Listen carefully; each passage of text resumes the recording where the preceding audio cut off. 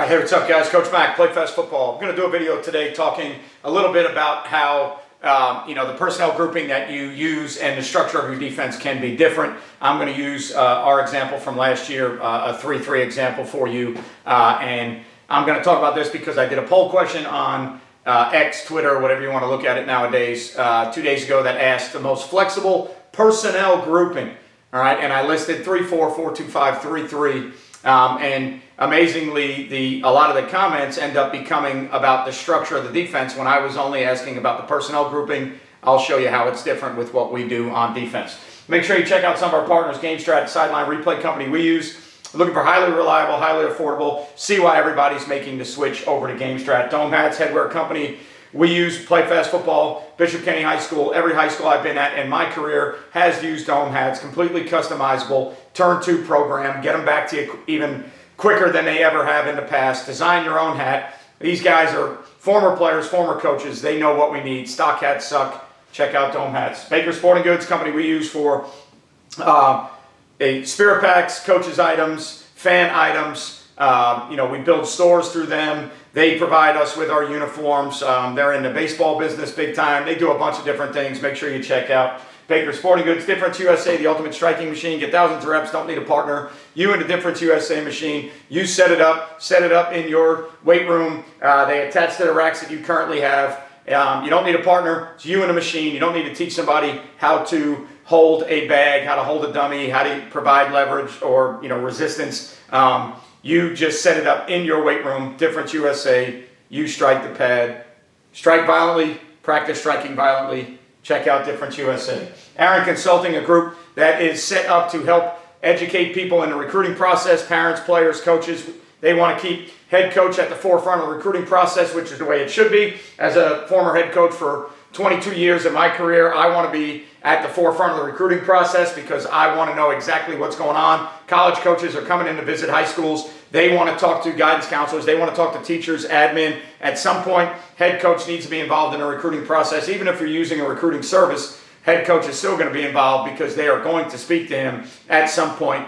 Aren Consulting educates you on NCAA timelines, important dates, how to build contacts, how to build your college contacts. So I highly recommend checking out Aren Consulting. If you're a player, parent, coaches, check them out if you're using any recruiting services because they're going to keep you at the forefront of the recruiting process. Sting8740@gmail.com if you're interested in any of the virtual clinics that we have done. I've got 10 or 11 of them on my site, 20 hours of football. They are private on my YouTube site, so you can only get access to them if you email me. If you're interested, sting8740@gmail.com. So the poll question that I put on Twitter the other day was asking about the most flexible personnel grouping, right? Personnel grouping, and I labeled it 4-2-5, 3-3, 3-4, all right? You can look at it as 4-3, 4-4, however you want to look at it.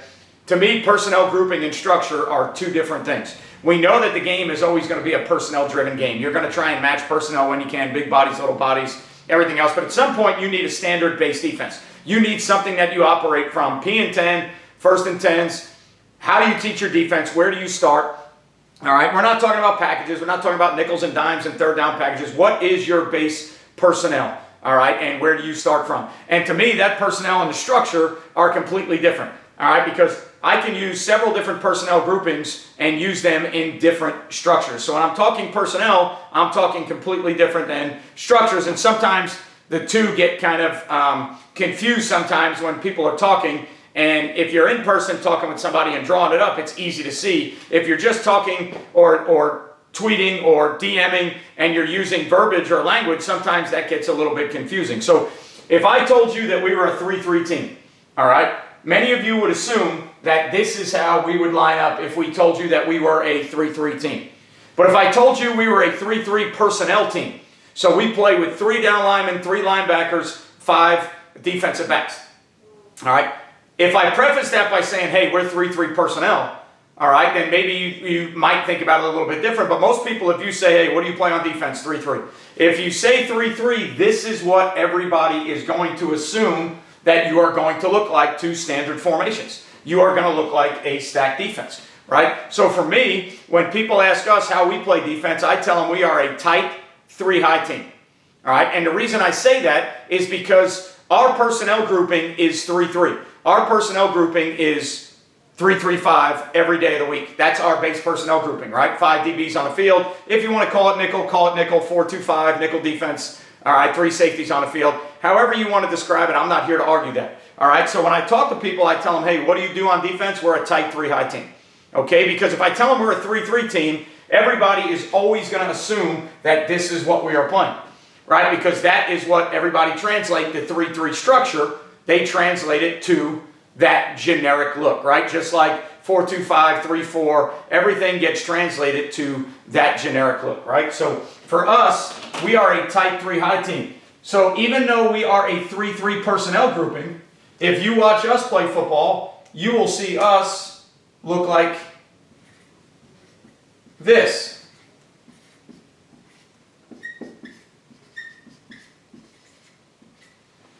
All right? Still 3-3 personnel. Why is it 3 personnel? There's 3 down linemen and 3 linebackers on the field, okay? For us, this position is truly a Sam linebacker. All right? The 5 DBs are now the 3 safeties involving the middle safety, all right? The 2 high safeties and the 2 corners, okay? If you draw that up and you don't tell people you're a 3-3 team, everybody is going to think that that is a 3-4 defense because the structure of the defense is more 3-4 than it is 3-3 stack, right? We played almost no snaps last year other than some third down deals. We played no base defensive snaps in 3-3 stack, but yet we are a 3-3 personnel team, right? So the personnel and the structure are 2 completely different things, all right, in my opinion. The way I look at football, the personnel and the structure are 2 completely different things, okay? If I were to tell you that we were a 3-4 team, all right, and let's just say for argument's sake, all right, I tell you that we are a 3-4 team, and everybody can assume the structure is going to look something along the lines of that, right? So you're a 3-4 team, that's what everybody assumes the structure is. But within that 3-4 personnel, right, within that 3-4 personnel, we could certainly line up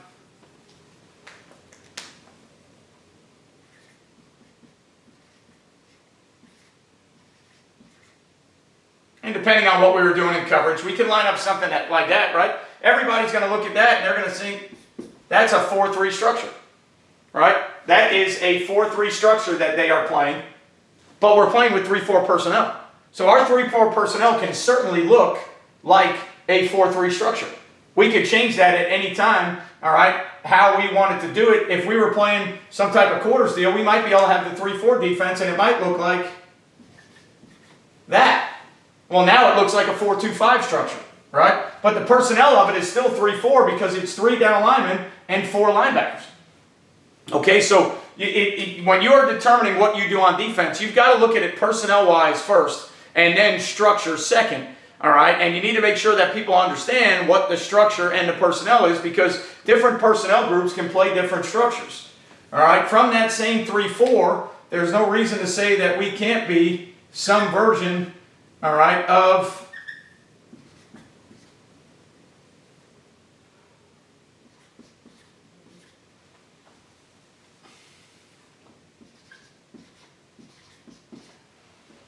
well, that structure to everybody by and large is going to look like a 4-6 structure, 46 defense, all right, bear defense, however you want to look at it, but I'm still playing that defense with that grouping.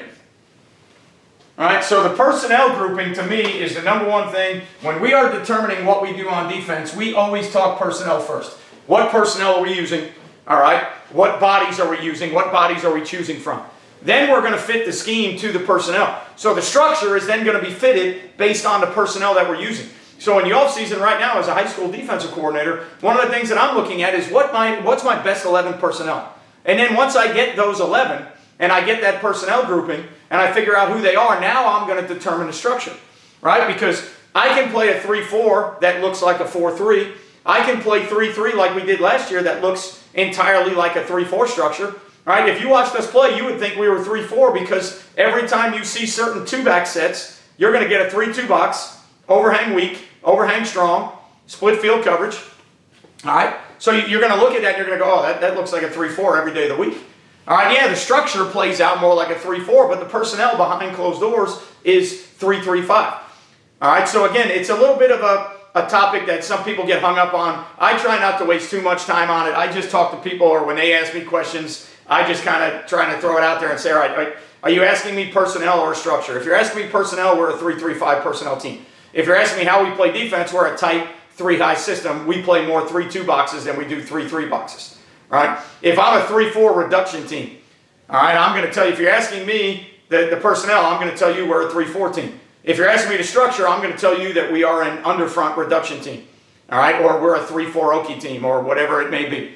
All right? So I always think about personnel first, structure second. I think about finding my personnel and then declaring what the structure of the defense is, because all these defenses can play multiple things. I've done a couple different videos on similar topics before where I have talked about the 4-3 team can get into over, they can get into under. To me, if you really, for us, the deciding factor most of the time for us, for what our structure is, all right, the defenses that I have coached, the deciding factor for us is the guy that ends up playing the overhang to the passing strength. Is that a Sam or is that a nickel?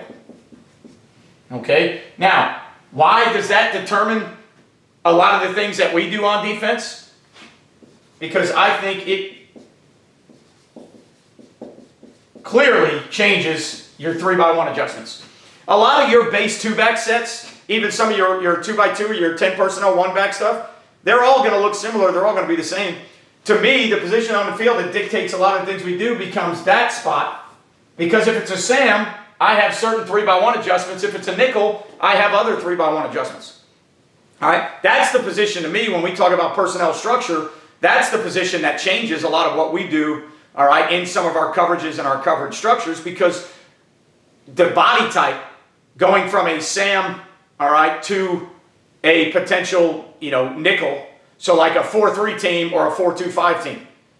All right, yeah, the structure in the box, if you're a 4-3 team, most 4-3 teams that you see nowadays, especially if they're split field coverage teams, if you were a 4-3 defense, all right, and even with that personnel group on the field, if you saw that setup, most 4-3 teams would probably still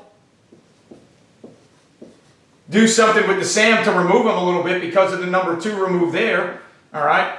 The 4-2-5 structures that you see are because you see so much of this personnel. If this guy's going to be that player, then you make him a nickel, not a Sam linebacker. But you could still play 4-3 defense with a true Sam linebacker, and he's probably going to remove or apex if he gets too removed. Right? So when people get confused between 4-3, 4-2-5, 4-2, it's the personnel first, then the structure second. So if you took somebody and said, "Hey, we're a 4-4 team," well, if this position on the weak side is a backer, okay, now as a 4-4 team, your structure is going to look like a 4-2 box. So the 4-2-5 team and the 4-4 team are going to look completely similar in a lot of their alignments and what they do, but the limitations of the structure now become on coverages. Can that backer play on a hash mark? Probably not. So you probably become a standard 1-high team with certain 3-by-1 adjustments. Okay? The 4-2-5 personnel is really over front 4-3 defense, predominantly the same scheme or structure as 4-3 teams, but you're doing it with personnel that allows you to now have 3 safeties on the field. So now these spread sets and these 3-by-1 sets, now I could stay split field, 2 safety, high defense, right? Your traditional quarters package, all those things, cover 2 you could play if you wanted to, middle of the field open, split field coverage. This safety would probably be down a bunch, so everybody's going to look at that and go, well, hey, that's a 4-4. Yeah, the structure of it is similar to a 4-4, but we're doing it with 4-2-5 personnel because it gives us more options to 3-by-1. It gives us more, all right, coverage schemes that we can employ. That's what the personnel is, and again, when you get to the NFL and college and all that, their game is all personnel driven. It's all personnel matching.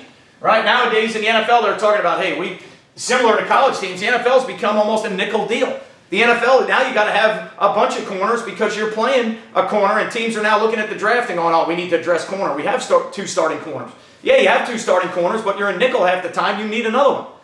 Right? So now we're just talking about the personnel, and they're going to match personnel. They're going to do it every down, every scenario. When you're in high school, and I've been doing this for 24 or 25 years now in high school, what you got to understand is your personnel group may not vary that much. You may have one personnel group that's your best grouping, and you've got to figure out what's the best structure with this personnel to defend multiple sets.